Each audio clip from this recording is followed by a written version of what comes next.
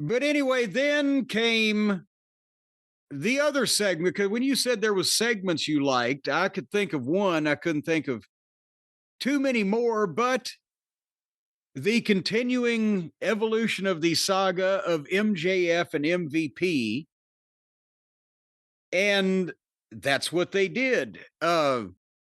Unfortunately, Shelton Benjamin, I guess this was probably a shoot. They had no reason to lie, because this is Illinois was right where those storms were coming through, and Shelton lives in Houston, and that was right where the storms were ending up. So Shelton was not there due to the storms, they said, but MVP and Lashley came out to the ring. And then as Bobby was about to speak, MJF comes out. And there was one point right before he started where he reacted to something that one of the fans said or did, but we couldn't hear it. And I don't know what the fuck it was. Did you catch that, or were you paying attention until he started speaking? I caught the moment. I don't know what was said.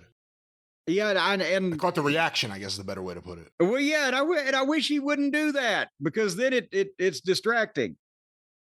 But anyway, to be fair, he's used to where you can hear individual people speaking in AEW crowds.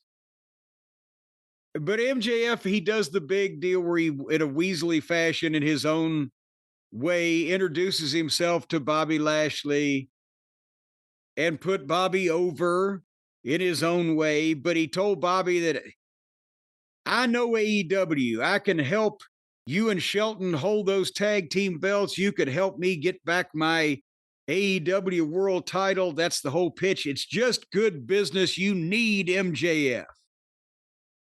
And that's his pitch. And Bobby says, out of respect for MVP, I'm not going to leave you laying right now. Just, Jesus Christ. He doesn't like MJF. He doesn't trust him. They don't need him. And basically, you need to get the hell out of my ring unless you can prove yourself to us. So you mean there's a chance?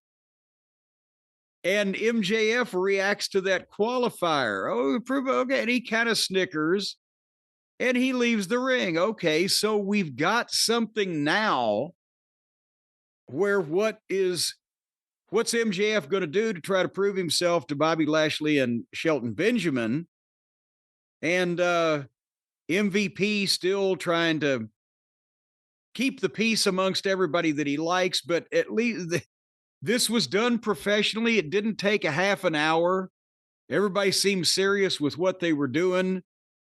And, again, the Hurt Syndicate is one of the only things that people are genuinely reacting to in a positive fashion, as far as not just chanting their catchphrase or doing the audience participation shit, but reacting to the matches as well. They'll say we hurt people, but they react to the matches and they pop to the personalities. So more MJF in with them and less of him playing with children is a positive at this point for MJF. Is this the other thing you liked? Yeah, I really like this. I really like this whole storyline, wherever it's going, what it's been, the MVP, MJF stuff. Last week was great. This week I thought was really good. I wish Shelton was there, but it works that he wasn't.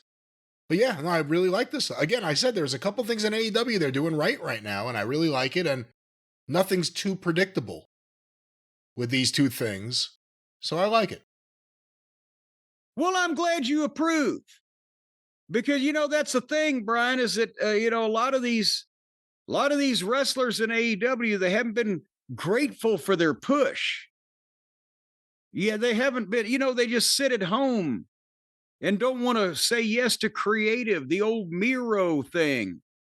And I've wondered what they're doing sitting at home. Sometimes Tony leaves them there when they want to leave, like we talked about, but other times they just go home and you don't see them anymore. And I'm wondering what they're doing with their time, Brian. How are they occupying themselves? And then I realized, Brian, you know why there's been so many people that have just gone home because of bad creative and stayed there and collected Tony Khan's checks? Do you know why? No. Because they are plotting and planning. When that contract runs out, they're going to have a business on Shopify.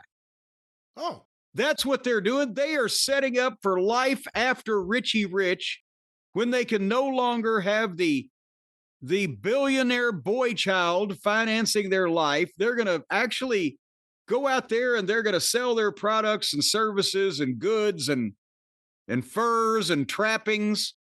You know, it's fur season now in the Dakotas. They're trapping raccoons for pelts. And they're going to put all this stuff on Shopify like we've done with our new show shirts. They're going to be on the Shop app. They're going to be at Shopify.com. Shopify, the number one checkout on the planet, the number one selling platform, is going to make these wrestlers rich in their future endeavors.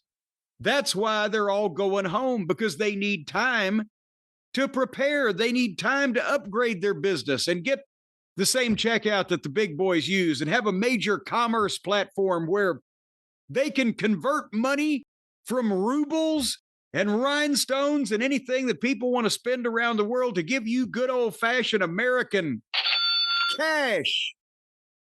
That's right, in your pocket with Shopify. They need time, Brian, to sign up for the $1 a month trial period at Shopify.com/JCE, where the people at Shopify can show these disgruntled future ex-wrestlers how they can still make money with their amazing ideas. You know, Miro, for a while, he was going to sell Bulgarian Cinnabons.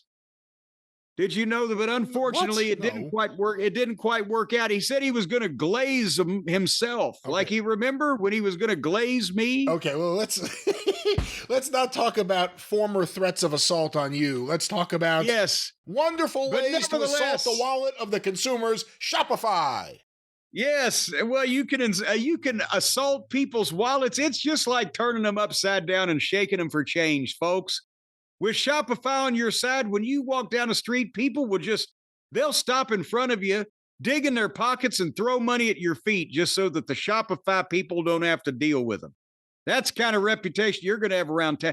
People are going to give you money just so you won't look at them sideways, because they know you got Shopify.com on your side. And once again, a $1 a month trial period at Shopify.com/JCE to really rake in the dough and upgrade your selling today. Shopify.com/JCE.